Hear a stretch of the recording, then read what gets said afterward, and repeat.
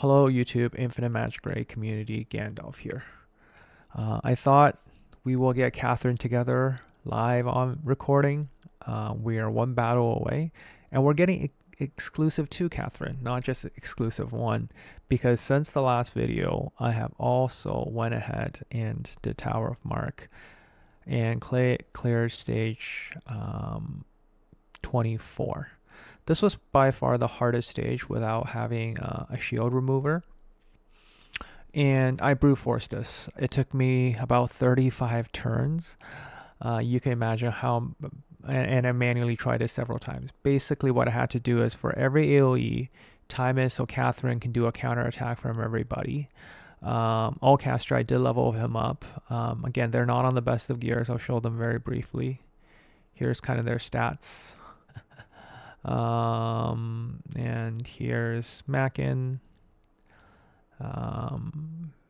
Okay, so what I've done here is, and if you have better stats on Mackin, you'll probably have an easier time. What I did was I just counter attack, time it right. Whenever I could have the boss shield down, that's the opportunity to attack, to apply the defense down, to apply the enfeebleness, trying to get some extra dots in there. With enough attempts, I finally cleared it after 30 plus turns. 20, 25, 26 are relatively a lot easier, so that gave me enough. This kind of made me realize also all the players that have went ahead and got Moshi, they would have had an easy time, probably get up to at least stage 24, probably be stuck at stage 24 if they don't have a shield remover, but anything up to 23 should have been easy. Here we all have Hazanja, so this should be fine up to 23, because 23 you can't do it with Hazanja. And then red mark, this is where you can probably, you can probably, depending on what you've got, right? Everybody's got a Mackin, so Mackin and Wim you would have gotten around maybe up to 22 as well, so 22.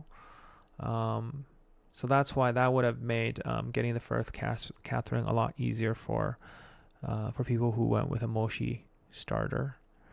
Now let's do it. You've also noticed that I have gotten my Allcaster fully leveled up.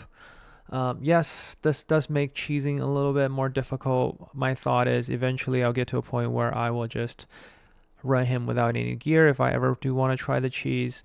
But him being able to CC a wave also makes things a lot easier too, because first wave we can just kill everything, second wave he's going to have the high effectivity to guarantee the CC, so that also gives a very solid alternative way of clearing and getting to the boss. So I'll showcase that maybe at the end of the video as well. In the grand scheme of things, I think let's take out our opponent. I kind of showed this already, but obviously with sorry, not sure what's going on here, but we'll get one extra ticket. Not sure if that was a bug or anything.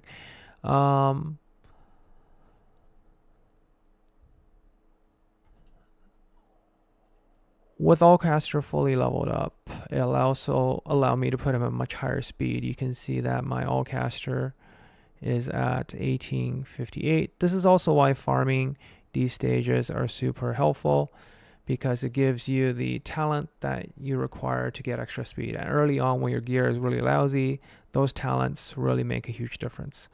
Killing priority is also very important, given everyone's CC'd, and I feel like he's the biggest threat, but he just didn't die there.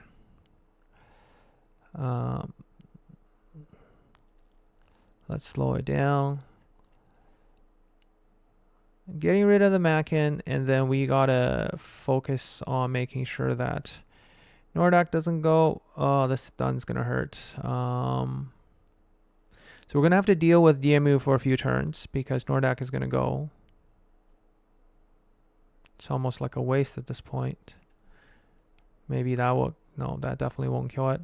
So what we want to do in a moment like this is try to stall as much as we can when you deal with Nordak. Is you want to stall That's okay. I didn't like that, but maybe we can get a kill there. There we go. Okay, the rest should be easy now. Sometimes, like, when you deal with like this annoying situation is you just want to stall one of the enemy, let one of them go. Like, I'm using all my turn meter reduction on Nordak, so that Nordak doesn't end up.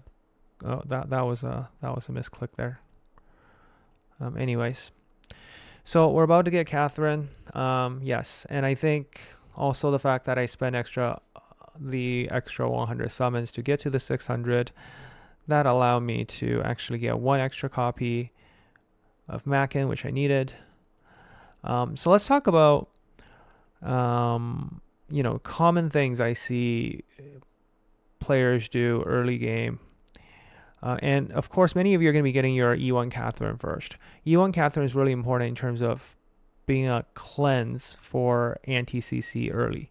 What you want to do is make sure Katherine is the fastest on your team, followed up by whatever combo you want to throw back at your opponent. Now, what I see a lot of time people do on defense, okay, so here you can see, I know I just finished farming, so now I'm actually going to properly speed tune my team. This is my defense. If you have Atkins E1, what's nice is if your opponent uses a space, your passive is going to allow you, where is it? There we go. You're going to get extra 4% turn meter. So that means you're going to get 20% extra turn meter compared to the enemy, and you're going to be in a really good spot. You want your Katherine ideally to be faster than your next mover, which I will, in this case, should be all caster. And Mac, and I want these to be just like one speed slower than Katherine, so there's no interruption in between. If you go to my channel, I have a section on PvP fundamentals, so if you're relatively new to the game, I highly recommend you go through that. It helps you with your team composition, team building, really trying to figure out what are the good synergy here. So now you can see, oh, I'm rank 6 now, not bad. Definitely a lot better. And my defense seemingly holding up to a lot of people. And I'm going to, make a few adjustments. Other things I will say that people don't speed tune their movers properly. Space only give 20% turn meter gain at this point. So that means if you don't want to be cut by the opponent's space and you want to have a consecutive combo, you need the next mover to be actually slightly faster than space. So don't build your space so that space is like 2300 speed, super fast, but rest of your heroes are like at 1500. The other person is going to cut in between. So if you go to again, in the fundamentals in there, it will talk about how to do proper speed tuning, general knowledge, right? Like, I think everyone knows that higher speed goes faster, so you want to make your speed as close as possible. So here you can see my all-caster is a little bit too fast. What I'm actually going to do now is probably swap out a few pieces. For example, I am going to probably, this is not ideal either, but if I happen to have, I don't think I have any more spare. Oh, this is tempting. I could take it out from space and put it over here.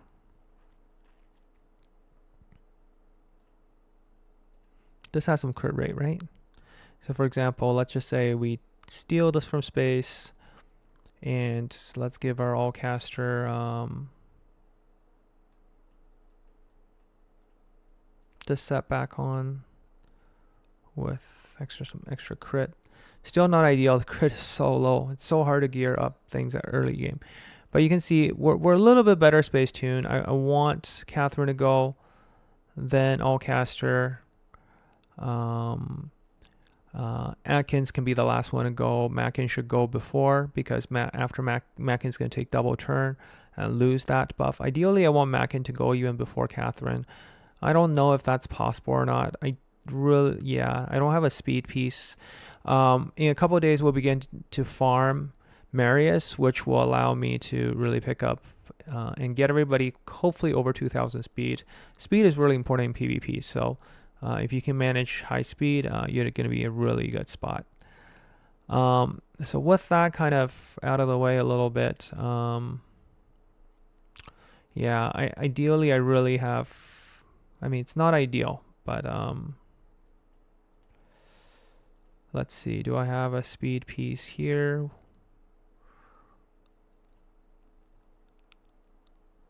Yeah, I suppose I can do that. That's not ideal. That's really not ideal. I suppose I can steal from there. And Atkins can enjoy having oh, I can't even put a full set on him. There we go. I can take the ring there, I suppose. Here, I'll do this. I will take the ring from this one. There we go. At least it will kind of still have a set. The speed is not ideal. Definitely could be faster, but remember my second mover is over here. So, and here this is allowing me to deal with now people who have Nizel, right? And it kind of give me a bit of option. For example, if they Nizel into space, well, I'm still going to get 20% turn meter from Atkins, which means if they do a Nizel space into my team, I'm getting 20%, they get 20%. If my Katherine and all caster is faster than the rest of their team, I still get to go, right? So this is, again, really understanding a lot of the turn meter mechanics, and especially when you're trying to set up an auto team. Like now, I can actually challenge people with space with that particular lineup. Here's a great example of, Ninja. If I run space, he's going to get turn meter up from everybody. So, like this is a really good defense that I wouldn't, try to poke right into. I have to be faster than his space if I want to outrun that Atkins defense there. Okay, so yeah, so be mindful of the turn order. You really want to think about the turn order. Another tip I think people might not realize, and this probably may be more relevant to Guild Boss, right? Well, you do want to make sure it's set up so that, for example, Katherine's in the first spot, because when you counter attack, the order is from top left all the way through. So this will be the order your heroes counterattack. So you want to counterattack with Katherine first, so you have the enfeeble debuff on the enemy first. If you have Ben Austin later, you want to put Ben Austin first because you want to defense break, then Katherine, then whatever afterwards. So little details like this really help and matter for your DPS. Right now you can see I'm closing in on, almost one-shotting. Well, probably still far away. We'll really probably need to go through another round of farming so everybody has better artifacts. What else? Common things I kind of see people do. Game War of Thrones, people need to do these, right? I think I mentioned in the last video, like please make sure you do these because it helps your guild. Everyone can start working towards this, and you definitely want some free tenacity sets because that will be super helpful for your Atkins, for your Nordak. Building up effective resistance is going to be really key because Santa at this point, again, people are not going to have the highest effective hit, but you won't have the highest effective res either. So I was fighting a Nordak earlier who had like 80 or 90 effective res, and it managed to block my ult caster, and that was really annoying and made me lose. So if you're into PvP, these are the kind of details you want to pay attention to a little bit. So yeah, really excited. I'm really happy. Made myself to king on both. Not sure I'm going to hold it up. I'm 6 right now. And Advanced Arena, I am 15. I am out of tickets. I don't think I'm going to be pushing hard. I mean, there's I'll let whoever wants to push go for that. But I finished my events. I used up all your tickets. This is kind of like your big opportunity to finish up the quest. You need 600 of these, right? So 400 of classic arenas, and you definitely want your Katherine. I think a lot of players have finished hell mode, and clearing a floor 26 will be okay. Oh, finally, like I mentioned earlier on, I thought I said, maybe we'll do stage 36 together, and let's talk about the setup. What I'll say is, Now that, for example, this will work with, if you have a Santa, we're all going to get a Santa real soon. So I'll show kind of like what a Santa setup might look like. But some of you might have Nordak as well, right? So what you usually want to do is Hazanja and Katherine really can clear a wave, especially the enemy has a lot of AoE. So what that means is on the first turn, what you can do is tank up with your team, take advantage of the clear, and then the second wave, you can then use either something like an Allcaster, something like a Santa, or even Nordak to open up with kind of that damage immunity or heavy CC. And then you can Hazanja AoE and slowly kill off the wave that way. But the counterattack actually is the fastest way to clear a wave. So let's look at my presets again. So first, I make sure I'm only using I use High Spirit right away. Oh yeah, this is something I see on people's defense. If you're running a Katherine, the first thing you really should be using is High Spirit, and make sure that let's just go back to Arena, because I haven't seen a single person using Katherine that the preset. Once you get your team set up, go into the preset. All right, set up your presets. So for example, I make sure that my space starts with this. All casters start with the CC, because if I don't, he's going to use Rain first. Katherine, for whatever reason, starts with Solid Guardian. Okay, so you need to make sure that it starts with High Spirited. If I'm starting with High Spirited, here, Atkins actually always start with Unbreakable Ice instead of Frost Shield. So you really need to specify that. Make sure everything's saved. Make sure you have the right gear on. Sometimes people are on the wrong set of gear. So here's 1, 2. Make sure you're on the right set of gear. Yeah. Just literally, I don't think I saw one person start with a counterattack on Katherine all day. So, free 1,000 gems. Thank you. And that's because they messed up the Salter E3 skill description and the release there. Okay. Where were we? Let's see. Oh yeah, we're just gonna do this really quickly. Sorry for going back and forth a bit there.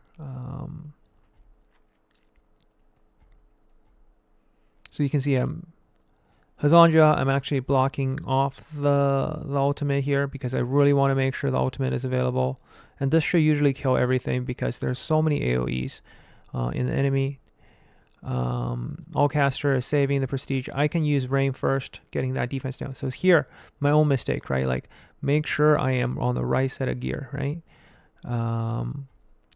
Because if I'm cheesing, I will take off all my gear, right?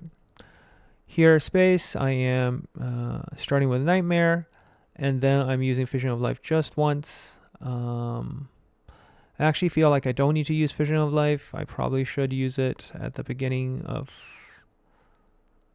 the second. Actually, yeah, I guess I can. Yeah, I suppose I can because, well, yeah, just in case, right? Because we sometimes don't know how the first wave actually goes, and it should have it back up by the third wave. Atkins is going to start with Breakable Ice to complement shield, the High Spirit shield. We're going to get a Frost Shield up, and hopefully the second wave, everything will just die nice and cleanly, right? And make sure Hazanja, you're blocking out Bully all of it, right? Okay. Let's get into it and see if we can do stage 26. So off the bat, we got our counterattack up. We debuff everybody. So you can see from these AoEs, right? Allcaster is even going in there and killing them. And very quickly you can see Allcaster is getting a lot of the stacks already. So Allcaster can actually clear very effectively. All right. Now that CC comes down. Because of 4 stacks, I'm guaranteed to hit everything. Uh-oh. This is looking bad. Yeah. probably not a good idea. Probably need to change up the second one a little bit. Just maybe add a little bit of shield, maybe allow one use of shield or something, just so that things don't go so bad. Again, with Allcaster, this allows me to CC the ads, right? And Hazanja is going to be able to pre-dot one round and then trigger the second round. This way you do more damage.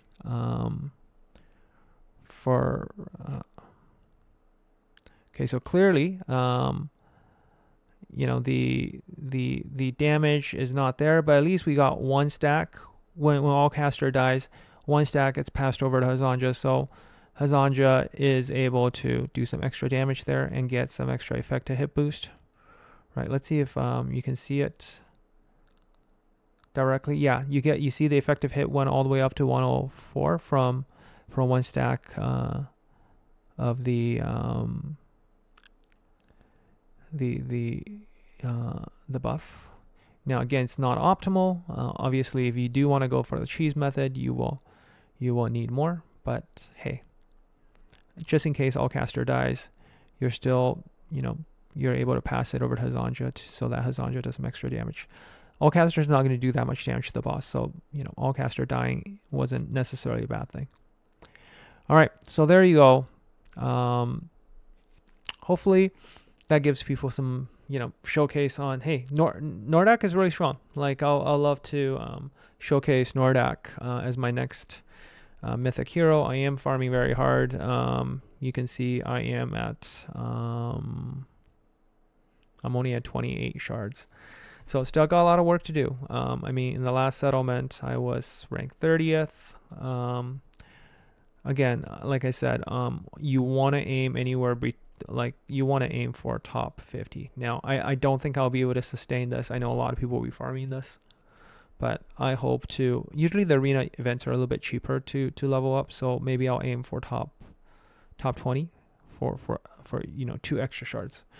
We'll see how that goes. And I'll catch you in the next one. Hopefully you find these tips helpful, especially the presets. Make sure you do your presets. Make sure you look at your turn order, and hopefully you get better and better at this game. Yeah, I'll catch you guys in the next one. Gandalf out.